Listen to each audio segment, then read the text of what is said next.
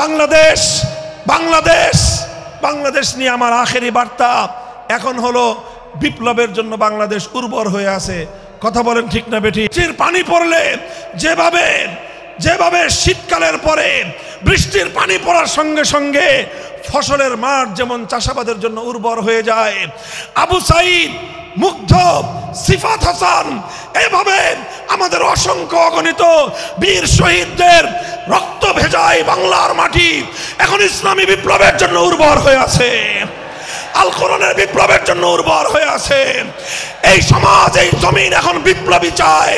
সে বিপ্লব Abraham লিঙ্কনের আদর্শের বিপ্লব নয়, সে বিপ্লব Karl Marx, মাও সেতুং আর লেনিনদের বিপ্লব নয়।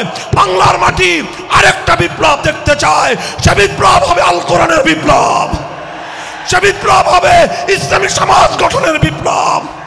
সেই বিপ্লবের জন্য 2000 যুবক নয়, যদি 2 লক্ষ যুবকের তাজা বুকের শাহাদাতের রক্তের প্রয়োজন হয়, সে রক্ত দেওয়ার জন্য শহীদ ঈদগাহে কারা কারা জমায়েত হবে, কারা কারা জমায়েত হবে।